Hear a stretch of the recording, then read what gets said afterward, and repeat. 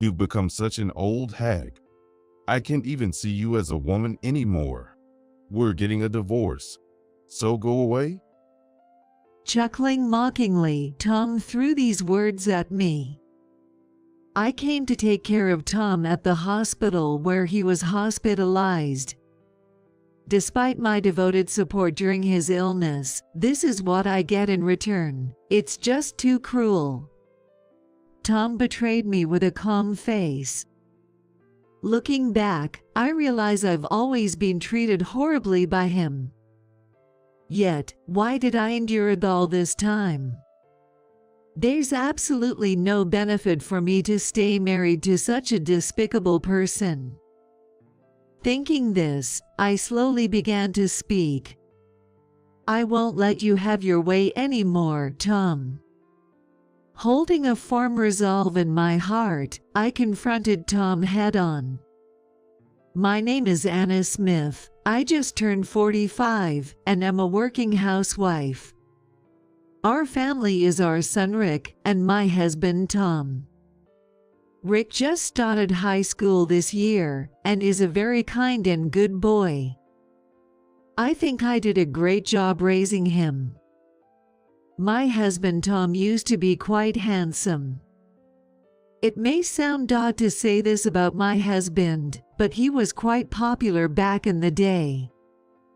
I fell for him at first sight, competed with my rivals, and won the position of his wife. However, he was handsome a long time ago. Now he's not anymore." "Hey, got anything to snack on?"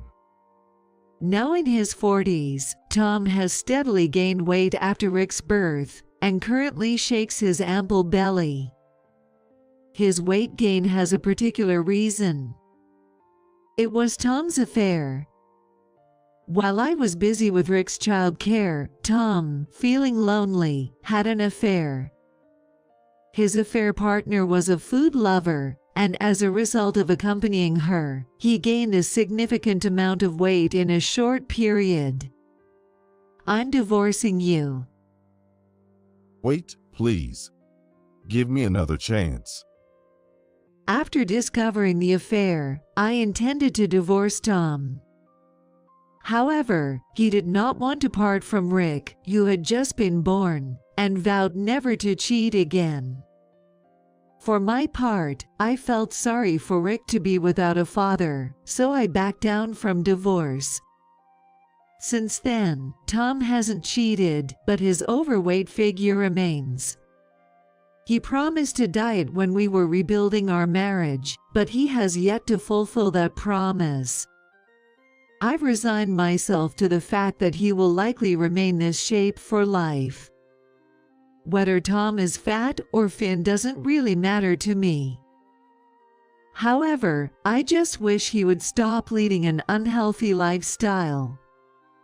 Tom has remained overweight because no matter how much I warn him, he refuses to give up his unhealthy habits. I've told him many times, "What will you do if you collapse because of this?" But Tom just won't listen. I wonder if my warnings are just a waste of time, as my size and Tom's fat are the only things growing. I am a working housewife, and the company I've worked at since graduating from college has recently become very busy.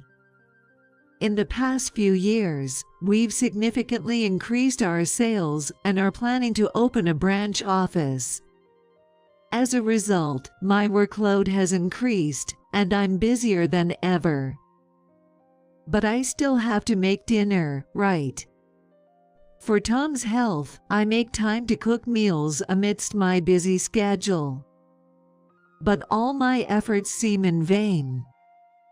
The results of the health check came out. I have to recheck next month. Another test. Every year, Tom needs to be checked again at the hospital because of poor results of his medical checkups. It's like that again this year, and he's been reporting with a bothered look on his face. "Hey, where's the results paper from the screening? Let me see it." Thinking it would be better to know the details, I asked Tom. However, he refused with a look of displeasure. Why? It's not necessary, right? I'll just go for the retest and get treated. And that'll be the end of it. But what if something is wrong? Look, you're always overreacting. Don't make a fuss over this kind of thing. Seriously. Tom just grumbled complaints and, in the end, didn't share the health screening results with me. From that day, I made an effort to serve healthier meals, but Tom grimaced at the sight of the food prepared. This bland food doesn't fill me up at all. After complaining about my cooking and leaving most of it uneaten, he would buy instant noodles or junk food to eat. A little would be okay, but how can he fit so much of that stuff in his body? He eats so much unhealthy food at once that it makes me wonder how he manages it. With this behavior, he'll likely need a retest next year too. Hey, I'm not saying stop eating, but maybe reduce the amount. It's bad for you. You're right, Mom. Isn't that a bit too much? Even Rick, who's at an age where he eats a lot, was taken aback by how much Tom could eat of the heavily flavored foods. By the way, Rick happily eats the healthy meals I make and says they're delicious. But it seems Tom doesn't take his son's advice either. Shut out. I bought this with my salary. You guys don't have any right to comment. Tom would shout at us angrily when irritated. Rick and I kept advising him patiently, but each time Tom would react angrily, and eventually we just stopped saying anything. One day, while continuing such a lifestyle, my husband was rushed to the hospital. I got a sudden call from Tom's workplace that he had collapsed. Although I was at work, I rushed to the hospital where Tom was taken. According to the doctor, Tom had suffered a heart attack and needed emergency surgery. Still shaken, I signed the consent form. The surgery was successful. Tom was saved. I breathed a sigh of relief, but I suspected his heart attack was probably caused by his unhealthy lifestyle. Even the doctor mentioned that he was a bit overweight. It was all Tom's own doing. I hope he would reflect a little and change his ways going forward, but it seems I was too optimistic. Hey, could you buy me some sweet juice? And I'd like some potato chips too. I'm sick of the hospital meals. As soon as he regained consciousness and felt better, Tom tried to have me buy him snacks. I refused Tom's request with a sense of disbelief. That's impossible. Do you realize that your heart attack was caused by your unhealthy lifestyle? You need to change that. However, Tom lashed out at me in anger. I'm a patient, you know, saying such horrible things. You're the worst. Even after that, Tom continued to order me around, demanding I do this and that. He seems to think that because he is sick, it's natural for me to obey him. I could fulfill some of his requests, but I could not agree to anything food-related. Yet, when I refused, Tom would fly into a rage. Sometimes, he even threw things at me.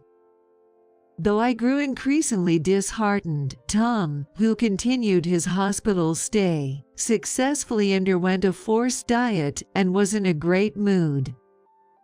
Being hospitalized isn't so bad. He would say carelessly, not knowing the trouble he caused, while looking in the mirror. He started to show signs of his old handsome self and boasted about getting a lot of attention from female nurses and other patients. I'm tired. In addition to work and housework, I was also burdened with taking care of Tom, making my days overwhelmingly busy. At night, finally taking a break, I sat in the living room chair and let out an involuntary sigh. Hey, Mom, I'll take over the household chores from now on. Then Rick, looking worried, said something like that. That's okay, Rick. You have your club activities after school, don't you? There aren't any matches for a while, and lately, it's mostly just individual practice. Also, it'd be good for me to learn a bit about housework for when I get married, right? I was grateful that Rick offered to help, but I was even more pleased by his reason for wanting to learn housework.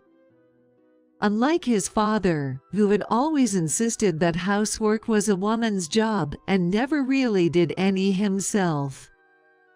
Despite growing up with a father like Tom, Rick turned out to be such a good kid. All right, maybe just a little help then. I said so. Rick smiled and nodded in agreement. I thought I could surely overcome anything with Rick around. But life isn't always that sweet. One day, as I was visiting Tom as usual. Whoa. Oh my God. I was shocked to see a nurse with her uniform undone on Tom's bed. The young female nurse screamed briefly, and I stood there astonished. Her name tag read Beth Anderson. Tom, looking flustered, hurried the nurse out and then said that with a sigh. You should have called before coming. No, I did call, but who was that just now? What were you doing? I asked him a question I already knew the answer to. Tom had sworn to me he would never cheat again after his affair over a decade ago. I had thought Tom had reflected on his actions because he truly hadn't cheated until now, but perhaps he only refrained from cheating because he had gained weight and no one was interested in him anymore. Shocked, I watched as Tom smirked confidently. What do you think? I'm cheating. I started getting attention again after I lost weight. It is not enough, no matter how many bodies I have. But you promised you wouldn't cheat. Then Tom sneered and said to me, That was a long time ago. You've become such an old hag. I can't even see you as a woman anymore. We're getting a divorce. So go away? How could you? Then Tom dropped another bombshell. Actually, she's pregnant with my child. I have to take responsibility, right? He spoke arrogantly about responsibility, but what about his responsibility to our family? I started to say something but then closed my mouth. Instead, I muttered softly, I see. That's unfortunate. Well, if so, I'll prepare a divorce document. Yeah, I'd appreciate that. I was stunned by his reply, but decided to proceed with the procedure. After having Tom sign them at the hospital, I fought back tears and said, I wish you happiness. I'm leaving that house. Yeah, that house is mine anyway. It's only natural for you to leave. And I'll give you custody. Rick is more attached to you. And my girlfriend doesn't want a stepson? I didn't react to Tom's words and just quietly put the divorce papers in my bag. Tom looked on, seemingly enjoying my distress. I should have done this much sooner. You've been really cold lately. How dare you speak to me like that all this time? This is the result. You ended up having to divorce me because of your own actions. I had fallen in love and married Tom. He had always been proud to have me, and that's probably why he felt he could treat me so terribly without consequence. But that was over now. I left Tom's belongings and walked out of the hospital room. A month after divorcing Tom, Rick and I moved out of that house, and now it's just the two of us living together. With all the paperwork settled, Rick and I were finally enjoying a day off with no obligations. Take a break, Mom. I'll make lunch today. Really, thanks. I'm looking forward to it. Rick and I shared a peaceful smile. At that moment, I suddenly received a call from Tom. Hello. I answered the phone, wondering what he could possibly want. This was the first time Tom had called since the divorce. I really didn't want to answer, but I couldn't ignore it in case it was an emergency. Then I heard Tom's distressed voice from the other end of the line. Hey, I was told to pay the rest of the surgery bill. Didn't you pay it? I sighed in exasperation, thinking it was just something like that. I haven't paid it. Why should I? We're divorced. Why should I pay your medical bills? Indeed, I had paid for all of Tom's surgery and hospital expenses. Tom had always found it a hassle to get insurance, so he wasn't covered by any health insurance. That meant I had to pay out of my own pocket. It was a significant amount, but at that time, Tom was still part of my family, and I had no complaints about paying. However, after he brutally betrayed our family and pushed for divorce, at that point, he was no longer part of my family, so there was no need for me to pay. When I told Tom this, he seemed flustered on the phone. You paid that much? The amount on the receipt is huge. Yes, because you were my family. I would naturally pay that much for family, but we're not family anymore. Then Tom raised his voice in panic. You must know that I don't have much money in savings. Of course, I know. You always spend money wastefully. Indeed, since his affair over a decade ago, Tom had become reckless with money. Despite my repeated warnings, he would just get angry and say, "Don't complain about how I spend the money I earn."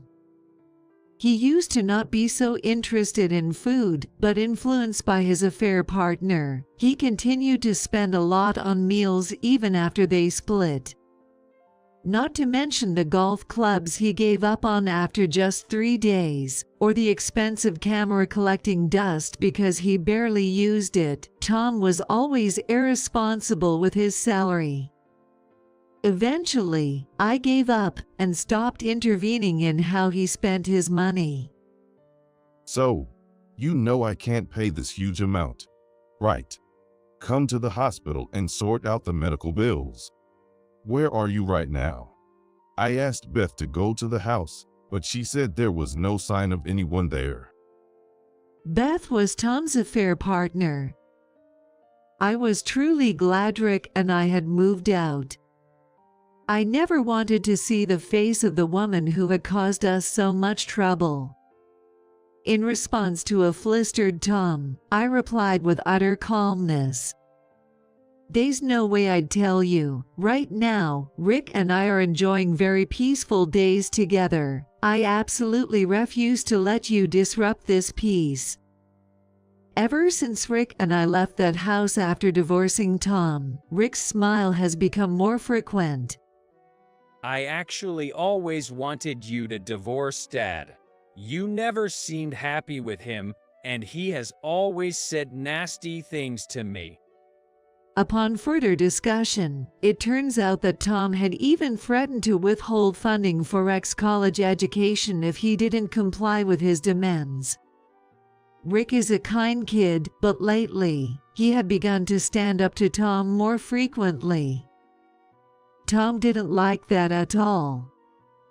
If you keep defying your father, I won't let it slide. He had been trying to make Rick obey by saying such things behind my back. Hearing this made me so angry at Tom that I felt dizzy. How could he do such awful things to his son? I had thought that divorcing Tom would make Rick lonely without a father. But that was a huge misunderstanding. Staying with Tom was the cause of our unhappiness. I deeply regret not divorcing him sooner. If we had, we could have avoided so many unhappy days. But now, we are free from Tom. I won't let him take these days of freedom from us. I am ready to do whatever it takes to protect myself and Rick. I will never tell you where Rick and I are. With a firm resolve, I stated this strongly to Tom. There was silence for a while, but then I could hear Tom sniffling on the other end. Was he crying? This was all his own doing, and he didn't even have the right to cry. I almost blurted out those words, but I quickly swallowed them. Saying such things now would be pointless. Please, pay for the treatment. Tom begged me with a tearful voice. Annoyed by his voice, I frowned deeply and answered, "There's no way I'd pay, we're divorced." Do you not care what happens to me? You married me because you love me, right? Tom cried out in agony. Indeed, I did love Tom. He used to be so handsome, and I fell for him at first sight. Initially, it was his looks, but as I got to know him, I grew to love his suave ways with women, and his kind nature. Looking back, Tom had always been popular with women, and knew how to act around them, probably why he was so charming. His kindness was also a tactic to become more popular with women. You looked sad when I signed the divorce papers, didn't you? You still have feelings for me, right? If you pay for the treatment, I'll divorce Beth and remarry you. So. How stupid you are. What? Tom made a pitiful voice. It is in the past that I liked Tom. After Rick was born and Tom cheated, my affection for him vanished. The reason I looked sad at that time was because I was utterly disgusted with myself for not seeing through Tom's infidelity earlier. It certainly wasn't because I still had feelings for him. Tom claimed he cheated because he felt lonely since I was always busy with Rick and didn't pay him enough attention. However, Tom never helped me with the housework or child care, even though I was busy with these tasks after Rick was born. When I once asked him to help even a little, he disdainfully responded, If you can't even handle that, you're a failure as a mother? During a time when I was nervous about my busy life and new motherhood, his words were the last straw. His infidelity came to light shortly after. And he really thinks I still have feelings for him after all that. I stopped loving you the day you cheated, 14 years ago. Tom seemed stunned over the phone. Why?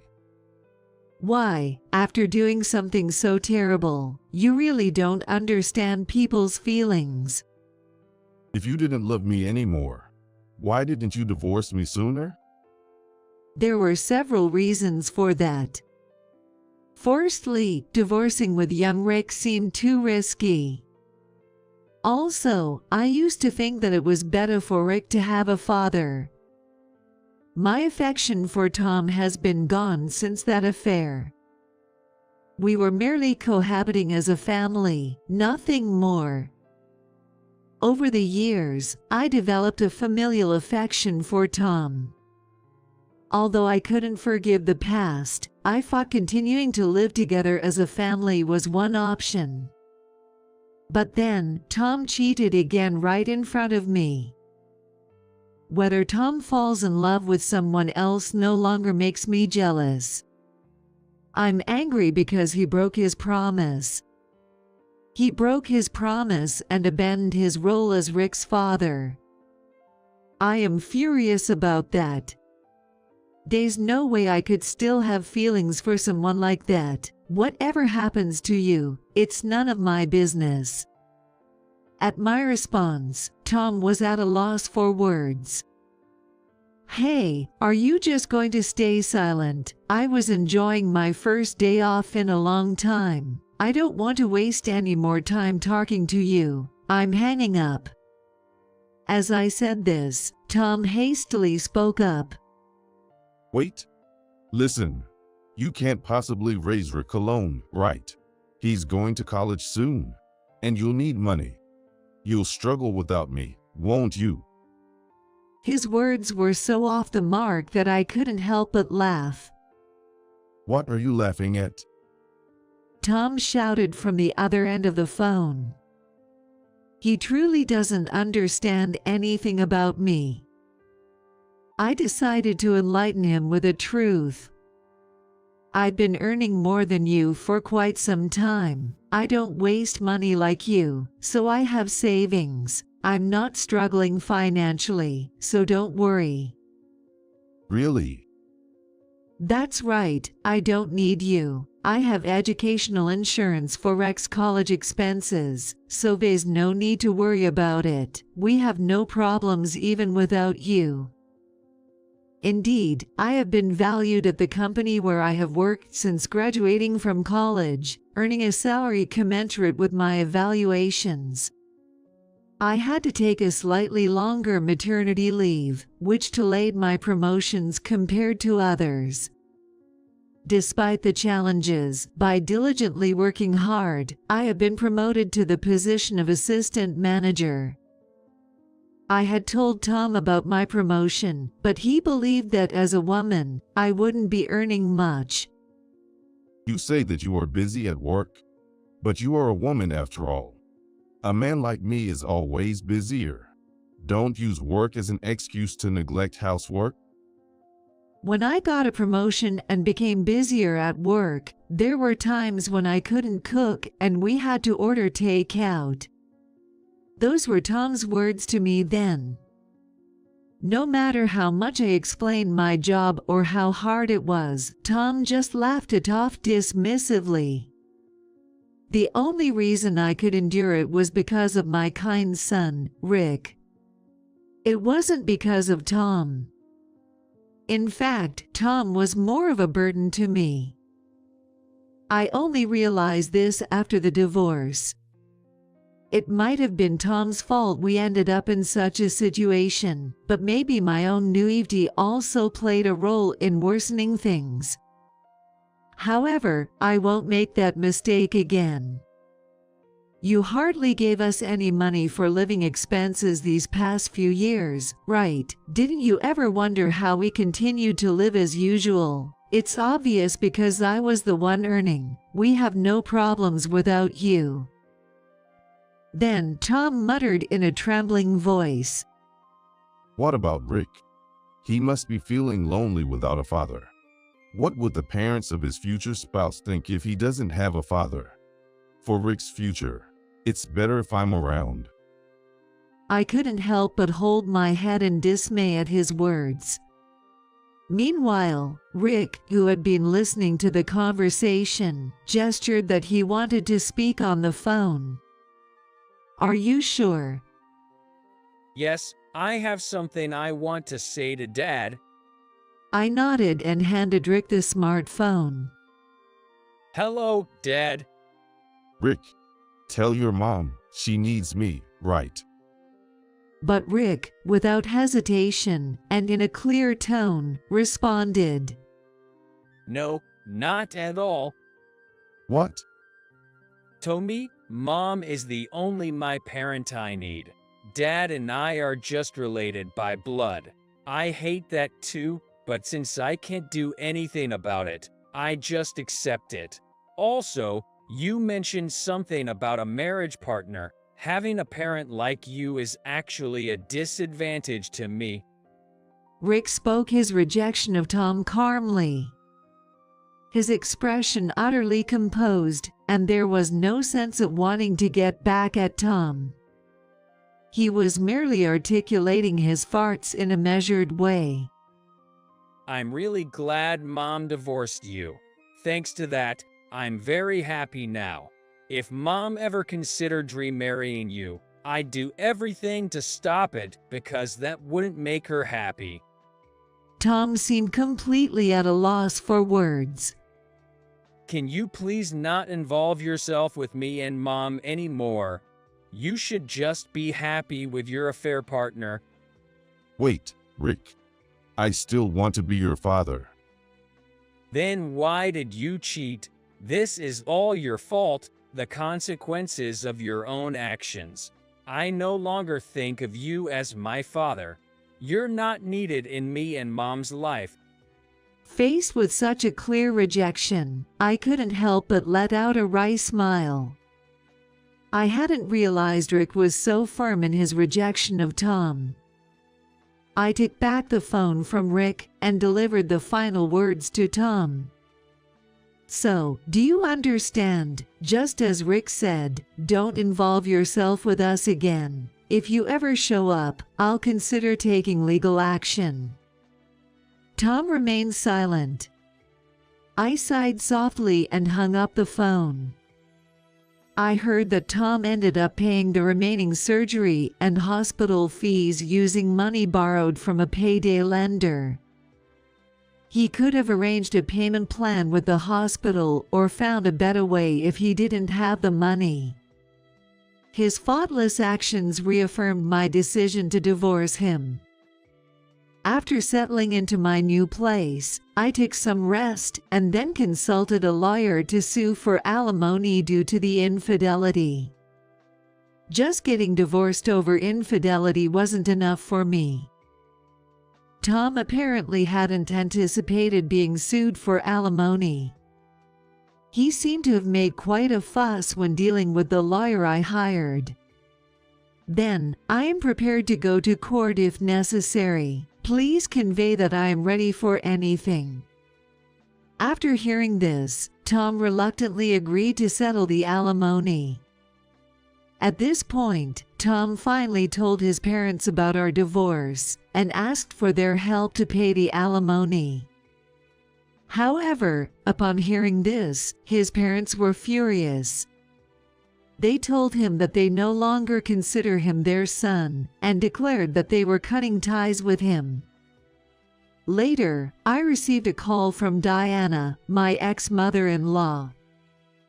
We've disowned Tom, but we don't want to lose our connection with you and Rick. Even though you're divorced, would you come to visit us? Yes, of course. I'll bring Rick along for a visit. Tom's parents are genuinely kind and good people. Even though we live apart, they continue to support us. Rick also expressed a desire to see his grandparents, and we plan to visit them soon. After being disowned by his own parents, Tom borrowed more money from payday lenders to pay the alimony. Currently, he's struggling just to make the interest payments on his debts. I suspect he might eventually declare bankruptcy, but whatever happens to him is none of my concern. Tom, who was burdened with debt, was discharged from the hospital, but soon after, he collapsed again. His unhealthy lifestyle worsened after our separation. I also heard that he had broken up with his affair partner. I had demanded alimony from the affair partner as well, but my lawyer relayed her plea. She's separated from your ex-husband now and asks to be forgiven for the alimony claim. She lied about being pregnant to make him divorce you. That doesn't matter. I will proceed with the claim. Understood. I will convey that. And so, I relentlessly pursued the alimony claim against the affair partner. Her strategy was to lie about being pregnant, thinking it would lead to a divorce. She never imagined Tom would be so financially unstable. The affair partner, who had been fired from her job at the hospital for having an affair with a patient. She struggled to find new employment and pleaded poverty to my lawyer, but I remained uninterested in her circumstances.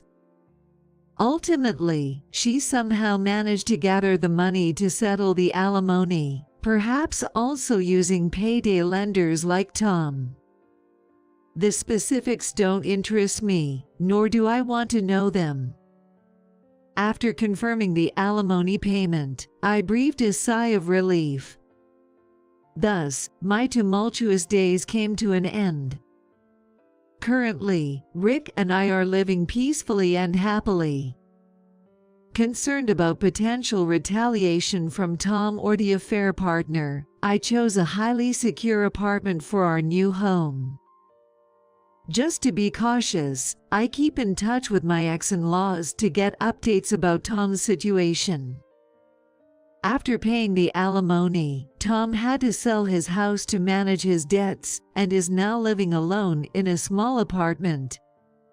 Despite having initially lost weight, his unhealthy lifestyle soon brought him back to his former state, and when he collapsed and was hospitalized again, he worn out instead of losing weight. Reportedly, he has aged so much that he hardly looks like someone in his 40s anymore. Honestly, whatever happens to him is none of our concern anymore. Mom, I need to talk to you about college stuff. Do you have a moment now? Yes, of course, I'm here for you. Lately, Rick has started to think seriously about his future. The divorce ordeal was tough on him, but he's very upbeat now. Since the divorce, I've found myself with more free time than I know what to do with. I'm even thinking about starting a new hobby using this free time. Just the thought of having personal time, which I never had before, fills me with excitement. Have a good day. Today, like every day, I'm dedicating myself to work and household tasks for both my and Rick's sake. Thinking about the enjoyable future that awaits us, I couldn't help but smile.